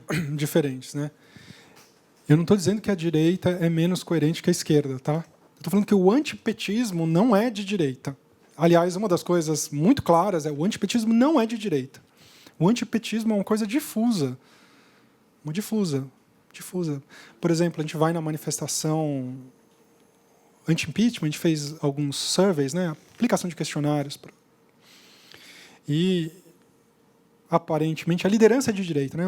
Os grupos que estão convocando são claramente de direitas, liberais e conservadores. Né? Mas as pessoas que estão indo não são. A gente pergunta a concordância delas com saúde pública, educação pública, universal e gratuita, dá tudo acima de 95%. Entende? Isso não é de direita em nenhum lugar. Serviço público é o coração da definição do que separa esquerda e direita, né? A oposição entre o papel da iniciativa privada versus o papel do Estado. Então, não é. A gente sabe. Mas isso não é uma incoerência. É porque não é que as pessoas que estão indo são incoerentes, é que esse campo ele é diverso e o outro campo é coerente. O que é um fenômeno diferente. A segunda coisa que ela diz é como é que ameniza como é que as pessoas conversam. E essa é a pergunta de $1 milhão, né? Porque a gente está numa situação de antagonismo tão grande que as pessoas não se aturam. Não se aturam. E as pessoas que não querem participar disso, elas são empurradas para um lado ou para o outro, né? São chamadas de isentões e empurrada para lá, empurrada para cá, ou atacada pelos dois. Então, é uma situação de convívio muito difícil. Não é só no Brasil que está acontecendo. A América Latina inteira está assim, os Estados Unidos está assim, a França está assim, a Holanda está assim. A gente está passando um período histórico muito complicado. E, obviamente, que eu não sei a resposta. Eu queria fazer assim, você comenta que essas pessoas não são contrárias à universidade pública, à saúde pública. Mas o Pierucci, na década de 80, quando ele estudou o malufismo e o eugenismo, ele mostra que a base malufista, a base eugenista, era principalmente de classe média baixa, e justamente por serem de classe média baixa, eles eram favoráveis a serviços públicos, a maior intervenção do Estado, só que em todos os terrenos, no terreno penal e no terreno econômico. Então, eles eram antiliberais nos dois sentidos, né? Eles queriam um Estado forte atuando nos serviços públicos, mas também queriam um Estado forte com polícia, enfim. E, segundo a interpretação do André Singer, isso pode ser um germe, inclusive, para o fascismo, porque o fascismo é popular nesse sentido, né? São pessoas, trabalhadores, e aí talvez entre um pouco o eleitorado do Trump, né? O que o pessoal chama de white trash, né? Que é aquele trabalhador branco, de baixa qualificação, baixa renda, que quer um Estado forte, que garanta para ele educação, saúde, mas, ao mesmo tempo, tem uma postura anti-igualitária, então rejeita negros, migrantes e tal. Então, você não acha que o fato também dessas pessoas serem favoráveis a uma educação pública, uma saúde pública, necessariamente é contraditória à ideia de uma direita? Ou pode até indicar que essas pessoas fazem parte de uma outra direita, não uma direita liberal, mas uma direita que, no seu limite, pode levar até a concepções fascistas? Eu estou nesse debate público com uma postura... Eu sou voz isolada, tá? Mas a minha postura é muito claro não. Não, eu tenho montanhas de evidências de que isso não é verdade. Montanhas. Esse campo não é só a favor do serviço público. Eu dei isso porque isso meio marcaria a divisão esquerda-direita. A gente acabou de aplicar na manifestação do dia 26 um questionário grande com 22 questões que vêm das chamadas guerras culturais, que tem a ver com questões morais em políticas, aborto, direitos de mulheres, papel do Estado na educação, papel da religião na educação, aumento de maioridade penal, todas as questões morais da política. Uma agenda que a gente extraiu da análise dos 20 anos do debate político, os últimos 20 anos do debate político brasileiro, te digo com clareza que esse campo não é de direita.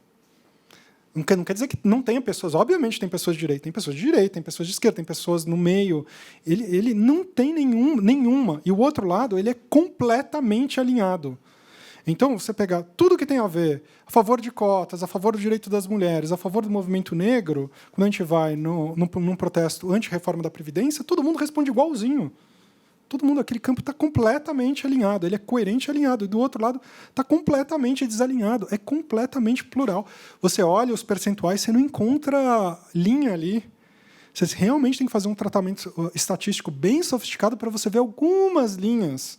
Algumas linhas. E essas linhas não são características de direita, elas são linhas que tem na sociedade brasileira, porque a gente aplicou isso na população de São Paulo, numa pesquisa grande de nível municipal. E é meio parecido. Você vai falar assim, o paulista, por exemplo, eu vou dizer algumas coisas assim, o paulistano ele é a favor do aumento da penalidade no combate ao crime. Ele é categoricamente contra o aborto, mas ele é a favor de todas as políticas sociais.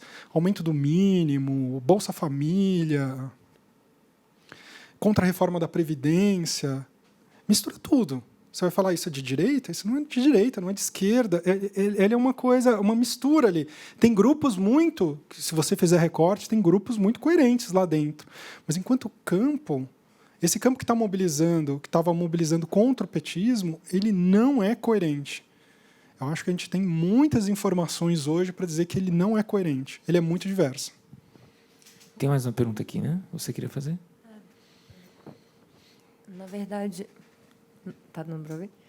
Na verdade, eu queria que você falasse um pouco, se possível, do fenômeno da pós-verdade né, que eu acho que tem muito a ver com tudo que você já levantou, os discursos nas redes sociais, onde os efeitos eles são mais importantes do que a construção do fato, né? O efeito do fato ele é mais importante do que como se chegou em algum fato, e basicamente isso. Ele faz já?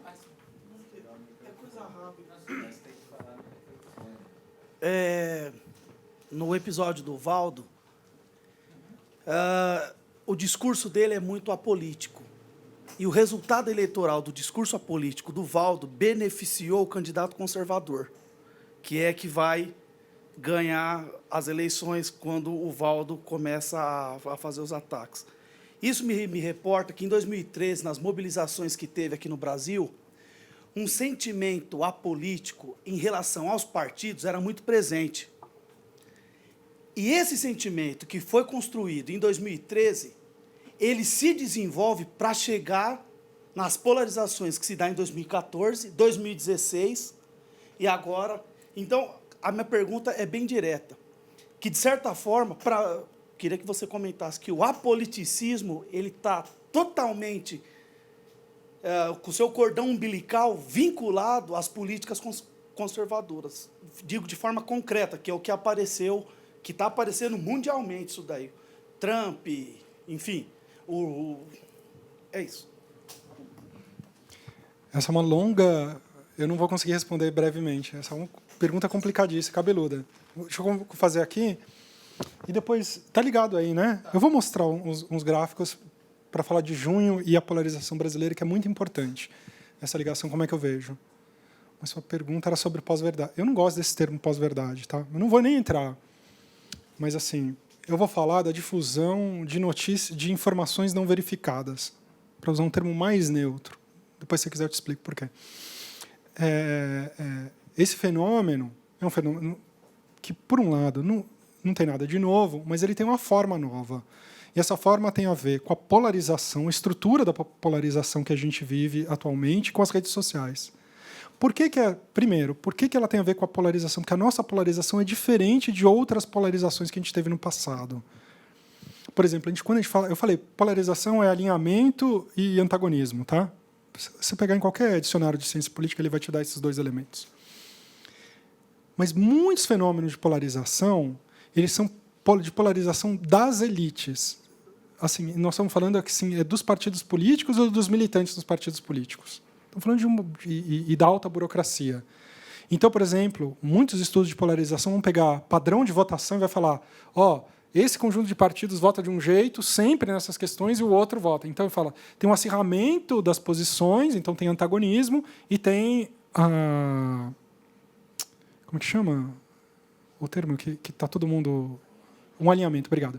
Tem alinhamento e o antagonismo. Esse fenômeno que a gente está vendo agora, ele é diferente, porque nós não estamos falando de uma pequena elite, não estamos falando dos partidos políticos, a gente está falando, o meu palpite mais ou menos instruído, alguma coisa na casa de 15% da população brasileira. Tá? É diferente. Não estamos falando de 10 mil políticos, nós estamos falando de 20, 30 milhões de pessoas que estão polarizadas.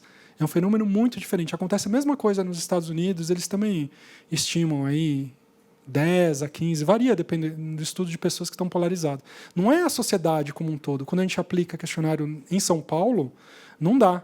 Mas se você aplica nas comunidades mobilizadas, se você analisa as 12 milhões de pessoas que frequentam as páginas políticas, elas estão completamente polarizadas. Então, é uma elite, sim, mas não é uma pequena elite. É um pedaço grande que tem características demográficas, eles são altamente escolarizados, enfim. Né? Mas é um conjunto muito grande, uma parcela grande da população que está polarizada. É diferente de quando a gente tem antagonismo entre os militantes de partido, que a gente está falando de uma parcela muito pequena. E isso se casa com as redes sociais, porque as redes sociais elas são muito receptivas na sua estrutura, de um para muitos, de muitos para um, para fenômenos de 12% da população, fenômenos massivos dessa quantidade. Então, quando a gente vê o fenômeno de difusão... Puta, isso é uma longa conversa, mas eu vou simplificar. Esse fenômeno de difusão de informações não verificadas, ele tem a ver com a estrutura de polarização. Porque como as pessoas elas estão muito apaixonadas nos seus pontos de vista, elas estão muito polarizadas, elas estão alinhamento manco, né? Alinhamento de um lado, o outro lado difuso. Tá? Mas elas estão alinhadas assimetricamente e elas estão extremamente antagonizadas, elas passam a aderir a narrativas e elas se veem como soldados numa guerra de informação. Então, o comportamento das pessoas do Facebook é: isso é antipetista, segundo o TCU, roubo na Petrobras é o maior da história do Brasil. Típica manchete do campo antipetista. Tá? A pessoa que está naqueles 5 milhões de pessoas polarizadas no Facebook, ela não lê, verifica o estudo, ela passa adiante. Aquilo lá era uma política para detonar o outro lado. Por 2 motivos. Em parte porque ela se vê como um guerreiro. Fala que aquele bando de safado, ladrão, salafra. Vocês conhecem esse discurso? Todo mundo vive nessa sociedade polarizada. Não é? O discurso o outro lado é de bandidos. Bandidos corruptos. E quem apoia bandido corrupto é porque tem uma boquinha que está levando o seu. Então, se vê como imbuído de um dever moral de desacreditar e de lutar contra o outro lado e passa adiante de uma maneira sem se dar o trabalho de verificar. Isso por um lado. E, por outro lado, as pessoas também não verificam porque tem um fenômeno cognitivo muito estudado, que é o viés de confirmação, que é a tendência que as pessoas têm de aceitar a informação que corrobora, que reforça aquilo que é. Não é só para a política que vale para um monte de outras coisas. Tá? Mas na política funciona. Então as pessoas vêm e falam: eu sabia. Isso é algo... Para uma pessoa que já acredita, aquilo é crível. Para uma pessoa que pensa diferente, ela vai desconfiar, vai querer saber metodologia, vai abrir a página, vai verificar se saiu em outros meios. Para uma pessoa que já acredita naquilo, ela passa adiante. Isso faz com que as redes sociais elas estejam inundadas de informação polarizada. E quanto mais elas estão polarizadas, menos espaço existe para o pensamento independente, mais isso gera um efeito de aprofundamento da polarização, é um ciclo difícil de romper. E por que ele não é verificado por isso? Então, por um lado, eu tenho gente produzindo informação para a guerra política, um monte de sites, campanhas, que estão profundamente, ou por interesse econômico ou por interesse político, produzindo informação de baixa qualidade para a guerra política, e eu tenho milhões, não estou exagerando, milhões de pessoas que se veem como soldados numa guerra de informação e estão difundindo, porque a gente não explica o fenômeno só pelo centro de difusão. A gente precisa das milhões de pessoas que ficam mandando para os primos no WhatsApp, que ficam compartilhando no Facebook sem nenhum critério. E o resultado disso é isso. Por exemplo, a gente fez um estudo na semana anterior do impeachment, das 5 matérias mais compartilhadas, 3 eram falsas. O nível de informação assim degradou. A esfera pública brasileira está completamente corrompida por esse processo de polarização.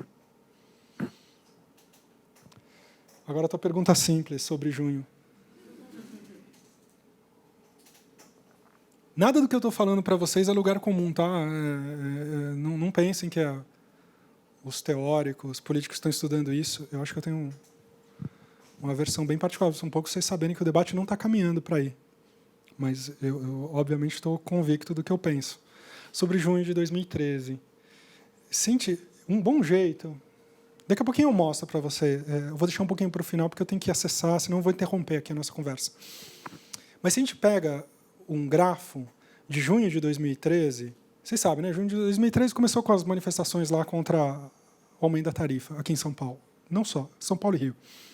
E antes, Porto Alegre, outros lugares. Mas se a gente pega ali a estrutura, a gente vai ver que a estrutura do Facebook, quando a gente faz um grafo, ela é organizada numa boca, um olho. São 2 arcos, um côncavo e o outro convexo. Tá? 2. Então, em cima, ficam os partidos políticos. O que são esse gráfico? Né? São um monte de pontinhos aglomerados. Né? Esses pontinhos são páginas do Facebook, e eles se aproximam quando 2 pessoas curtem postagens da mesma página, e eles se afastam quando não tem pessoas em comum. Por isso que dá esses aglomerados polarizados. Tá? Você consegue ver muito graficamente a polarização política. Tá? Mas em junho não era polarizado. Junho é a gênese dessa polarização. Então, uma das gêneses. A estrutura, em junho de 2013, era um arco. Em cima, você via os partidos políticos, de esquerda e de direita. Então, tinha um circuito de eleitores que ficava em torno democratas e PSDB, basicamente. Um outro, PT, PSOL, PSCdoB, mais ou menos. E, no meio, algumas coisinhas do PMDB. Que é meio estrutura do espectro político brasileiro, tá? Totalmente desconectado, mas realmente totalmente desconectado dos partidos políticos, eu tinha as organizações da sociedade civil. Completamente. Numa ponta, eu tinha os movimentos militaristas, que tem todo um circuito no Facebook de militarismo, que fica postando foto de PM, operação policial, tal, que ficava bem encostado nos partidos políticos. Do lado dele, um grande campo anticorrupção, grande já, em 2013, muito grande, que vinha se formando desde o Mensalão e antes. Tá? Isso seria uma outra conversa, contar essa história. E aí, no meio, tem os movimentos autônomos de esquerda, do tipo o movimento Passe Livre, o movimento feminista, movimento negro, etc. E depois eu tenho os sindicatos, tá? Ligando com os partidos. Dá para entender? São 2 arcos. Tá? Sociedade civil e Estado. Cara, assim, é impressionante como era organizado. Parece que você encomendou o gráfico para ele ficar tão esquemático. Então, eu tenho um eixo sociedade civil e Estado, e eu tenho um eixo esquerda e direita. Tá? Vou simplificar. Junho é sociedade civil contra o Estado. Por uma série de motivos que eu gastaria 1 hora para te contar todos os detalhes, é um levante da sociedade civil contra o Estado. Então, você vê nas ruas e no Facebook, você tem um paralelo, é diferente, mas tem complementariedades. Por exemplo, movimento anticorrupção muito forte no Facebook, pouco forte na rua no começo. E ele nunca vira muito forte na rua em junho. Tá? Mas eu tenho uma complementariedade entre o movimento de transporte, que é o MPL, e o movimento anticorrupção. O movimento anticorrupção é quem está mais compartilhando no Facebook em junho mensagens do movimento Passe Livre.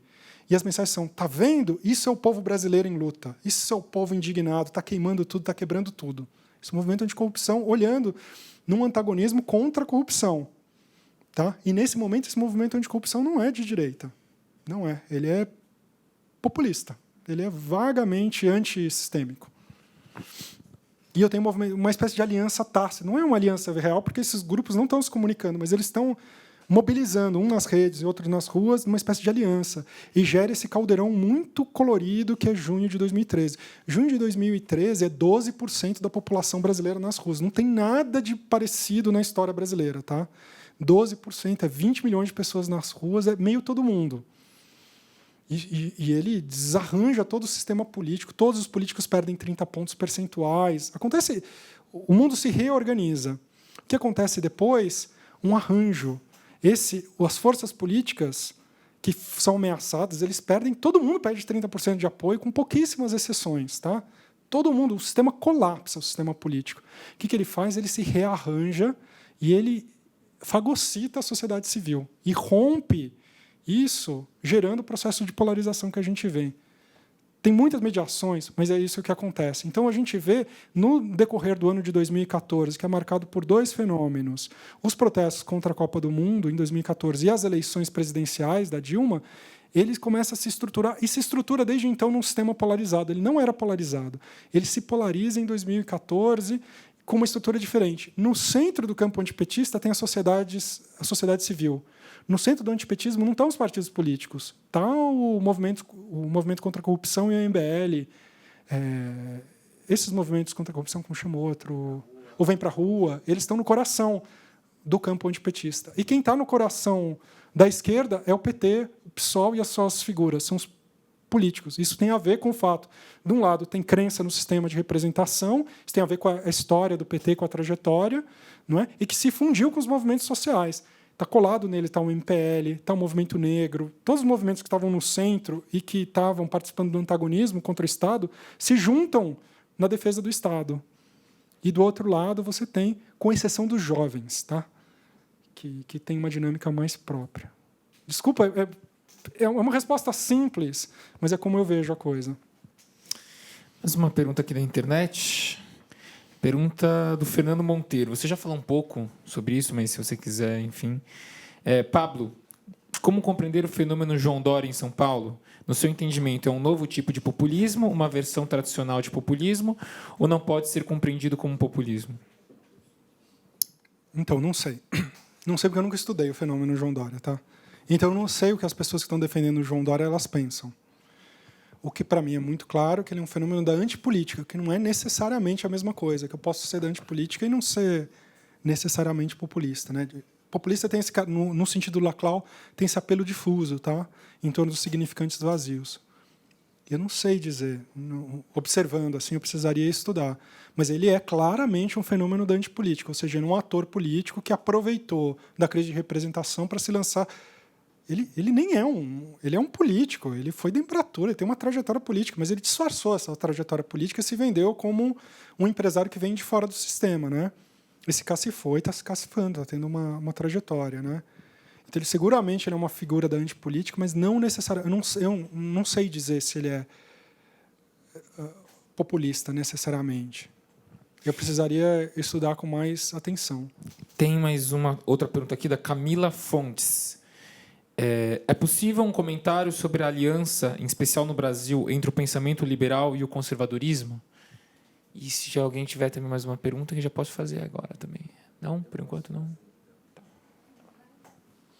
Obrigado. Meu nome é Wellington. Eu percebi que você não gostou, não que não gostou da pergunta dela, mas disse que não se via tão tranquilo para responder sobre a pós-verdade. É o termo. Sim? Uhum. Não, eu também não acho ele nada agradável. Mas da pós-modernidade eu queria falar um pouco sobre ele.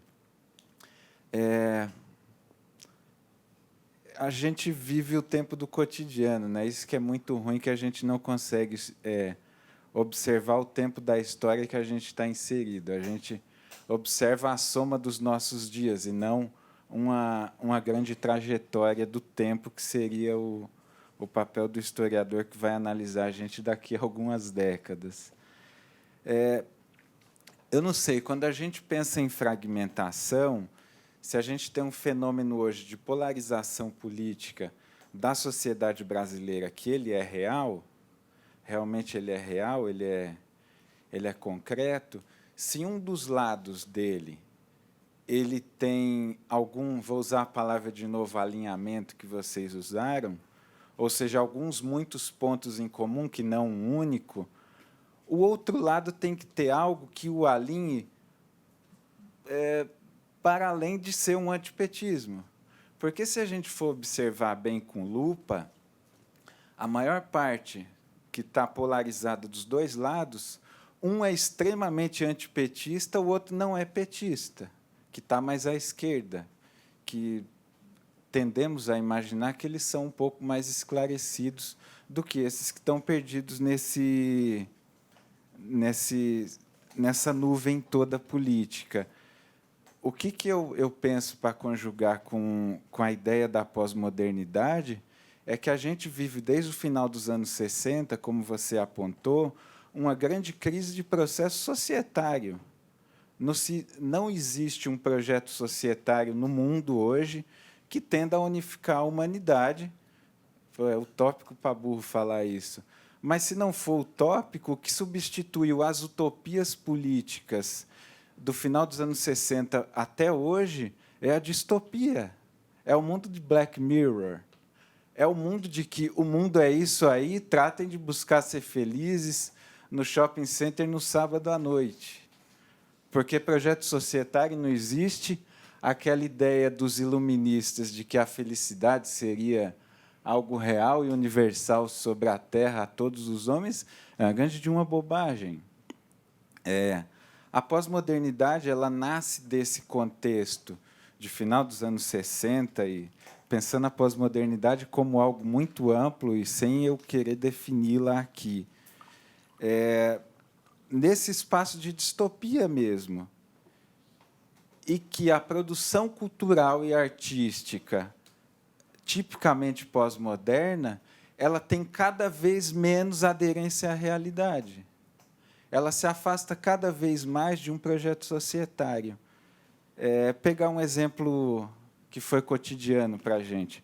Há uns 30 dias, o Safatli escreveu um artigo na Folha. Eu leio os colunistas da Folha, alguns, os novos também, que dizia do fim da crítica cultural, que ela marca o seu próprio fim lá no final dos anos 60. Ora, tem um famoso livro, ele não é muito divulgado, chama-se Quem Pagou a Conta?, que apresenta fatos, alguns inquestionáveis, outros não se tem a fonte, de que o financiamento da arte abstrata no mundo partiu da CIA. Então, a gente tem, por um lado, uma plena desarticulação de uma unidade política, de se pensar um projeto ilustrado para ser mais rápido, senão extrapola o tempo, e, por outro, nessa grande fragmentação, algo que unifica. Aí eu penso na imprensa, no quarto poder, como diria o Bobbio. Eu queria te ouvir um pouco sobre isso, eu vou encerrar, então. Obrigado. Então, tá bom.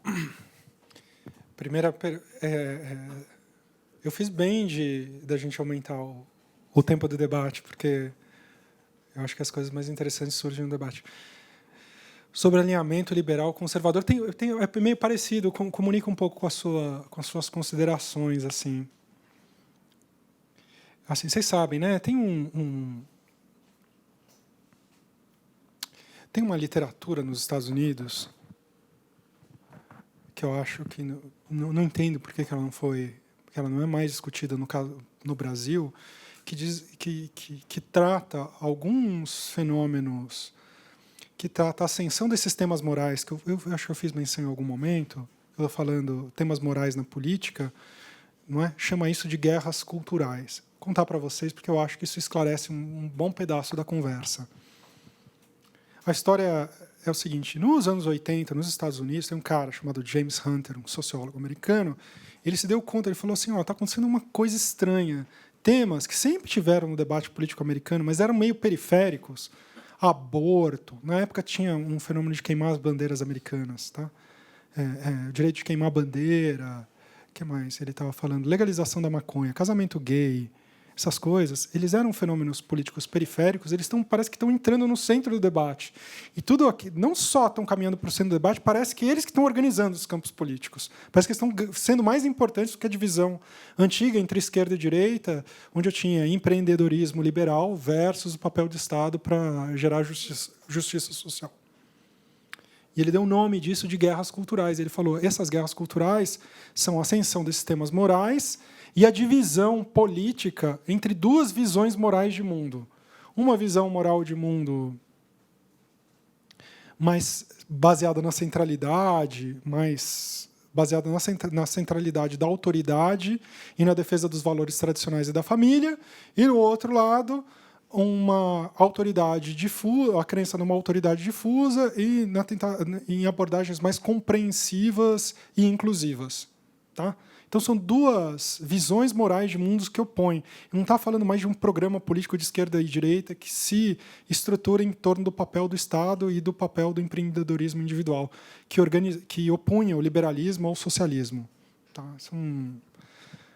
Ele notou isso nos anos 80 e tem toda uma literatura. E eu acho que essa literatura explica muitas coisas. Explica o fato de que esses temas, 30 anos depois de que eles foram notados nos Estados Unidos, eles estão estruturando os campos políticos na América Latina e na Europa, com uma espécie de delay.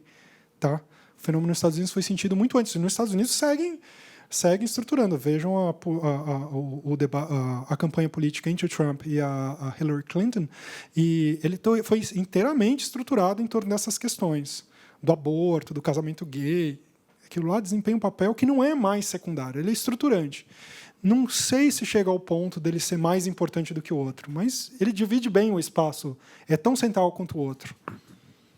Do mesmo jeito que estava discutindo casamento gay, estava discutindo o sistema de saúde. No caso, o seguro, o Obamacare. que era muito importante. Acontece a mesma coisa no debate brasileiro. Cotas sociais é tão importante quanto Bolsa Família, quanto política social e econômica. Esse é um fenômeno recente. A explicação é a seguinte: por que isso aconteceu agora? Por que esses fenômenos? Uma parte da literatura diz o seguinte: isso é efeito dos movimentos sociais. Esses 3 movimentos, em particular, de mulheres, de negros e do movimento gay. Porque, ao contrário das versões das etapas anteriores, esses movimentos não são novos, né? Alguns são do século XIX ou anteriores. Mas, ao contrário de versões anteriores desses movimentos, por exemplo, o movimento abolicionista, que é uma espécie de gênese do movimento negro, né? Ele queria uma mudança formal. Ele queria que as pessoas deixassem de ser mercadoria, né? E virassem pessoas. Ou o movimento de mulheres, queria que as mulheres tivessem direito ao voto, o movimento sufragista do início do século XX. Essa onda contemporânea desses movimentos, eles não querem uma mudança legislativa formal. Eles querem uma mudança nas relações sociais. Eles querem que as mulheres, a relação entre homens e mulheres, seja modificada. Eles querem, o movimento negro americano queria o fim da segregação, queria que brancos e negros convivessem no mesmo espaço. Então, eles não estavam mudando a legislação, não é? Eles não estavam mudando uma forma jurídica, eles estavam mudando a relação entre as pessoas. E as guerras culturais, nessa leitura, elas são essas mudanças nos costumes e a centralidade que isso tem advindo desses 3 movimentos que estavam obrigando as pessoas a respeitar os casais homoafetivos, estavam obrigando as pessoas a respeitar, os homens a respeitarem as mulheres, não é? E estava obrigando as pessoas a respeitar as pessoas negras. Então, essas mudanças elas estavam acontecendo nos costumes. Essa mudança mudou completamente o mundo nos anos 70 e 80, e ele gerou, nos anos 80, uma reação conservadora quando esses setores descobriram que o mundo deles estava desaparecendo, tradicionalistas que não gostavam dessas mudanças que estavam em curso, e trouxeram isso para o centro do debate político. E aí estruturou a sociedade numa oposição entre esses campos morais. Essa tese, estou recapitulando, toda uma tese que explica esse fenômeno. A pergunta dela, por que liberal e conservador? Porque esses campos se fundiram, tá, nos anos 80. Um campo fundiu com a esquerda, outro com a direita. O movimento gay, LGBT e de mulheres se fundiu com a esquerda. Porque não é a gente agora parece meio óbvio, né, que podia, não, claro que podia.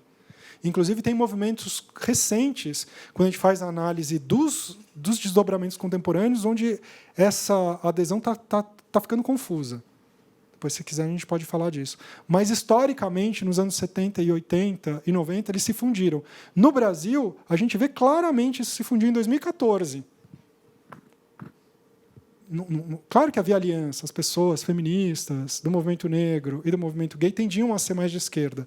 Elas estavam organizadas naquele gráfico que eu falei em formato de boca ou de olho, não é? Eles estavam próximos, mas eles não tinham se fundido. Hoje é a mesma coisa. Hoje é um campo indistinto. E aí você aplica um questionário no cara que está contra a reforma da Previdência, e ele é feminista, antirracista, e o outro lado não. O outro lado, como eu falei, é difuso. Mas houve uma fusão dessas duas coisas.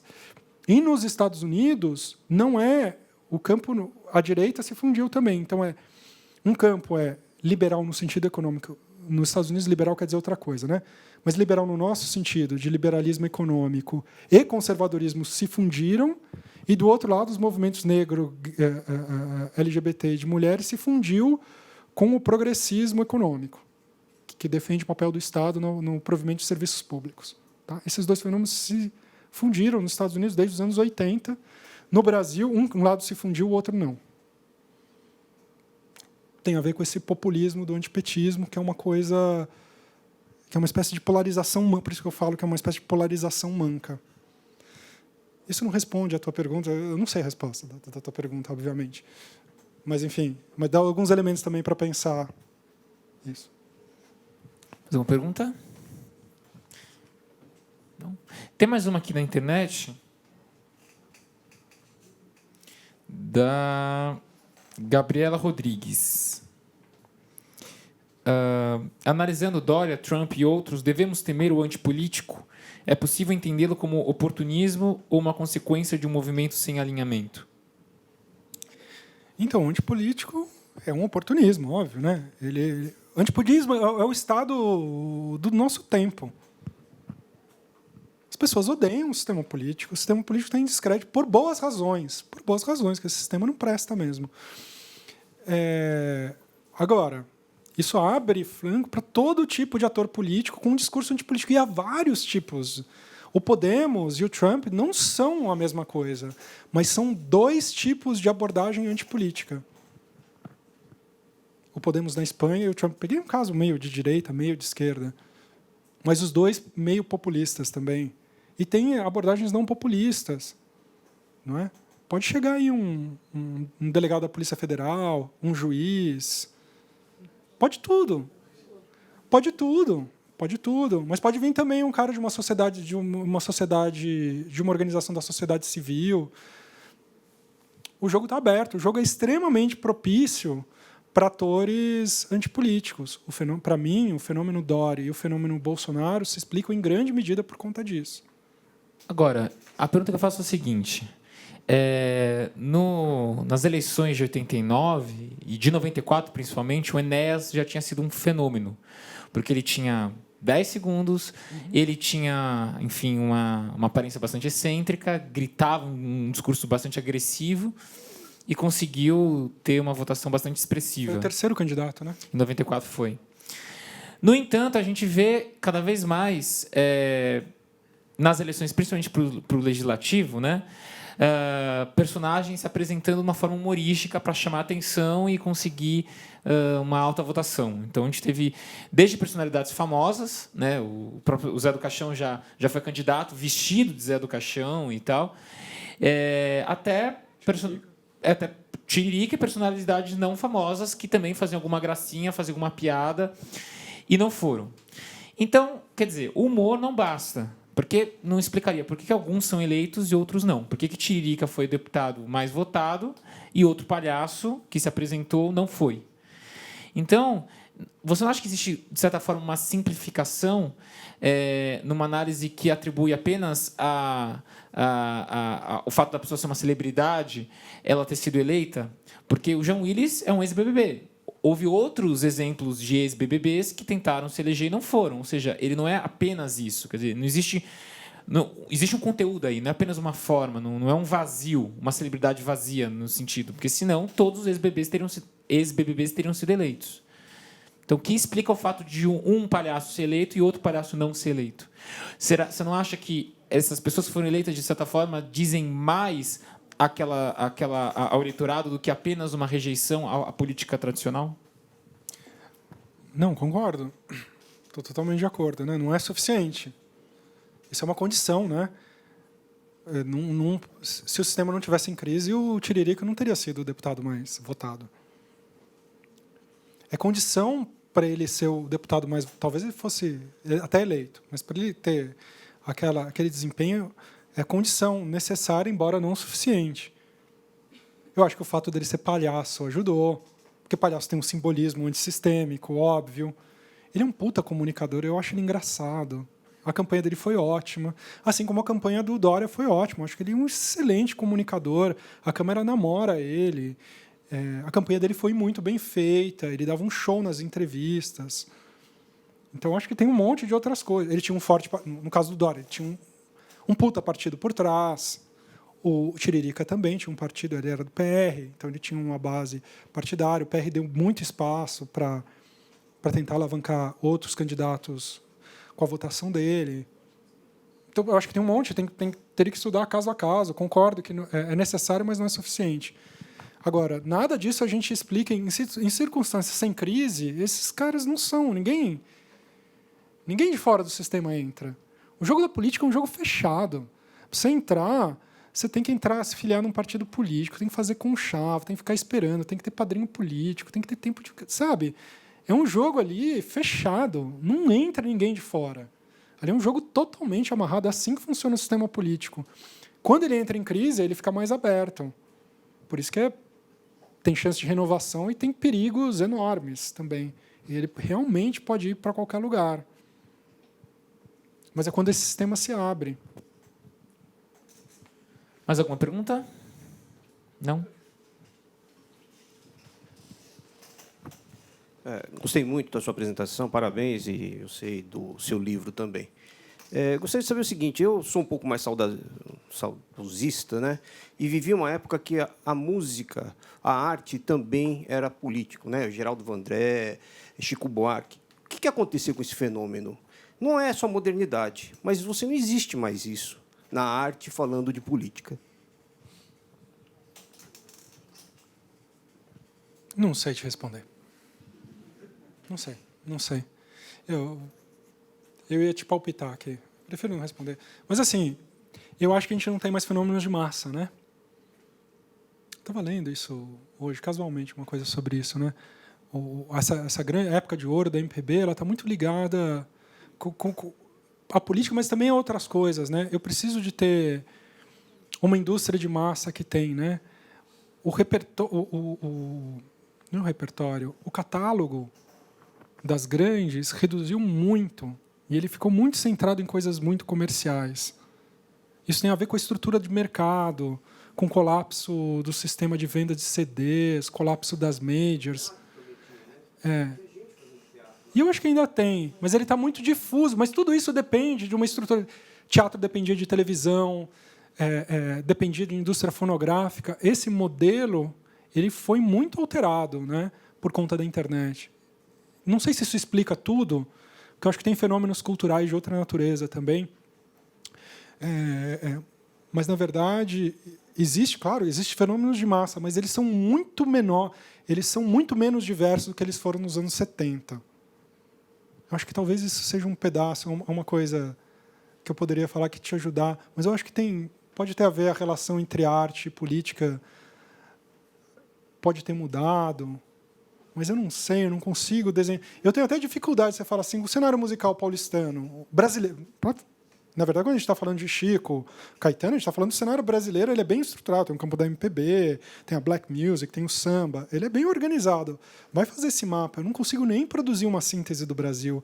Ele é tão fragmentado e diverso que eu não consigo nem dar uma opinião geral. Ele é engajado? Não sei te dizer. Eu consigo te enumerar artistas que são engajados, mas eu não consigo te dar um balanço da produção musical brasileira assim. Eu não consigo nem formar um juízo, porque ele é fragmentado. Eu acho que tem a ver com essa estrutura da indústria. Mas pode ser que tenha mudado, não sei te dizer.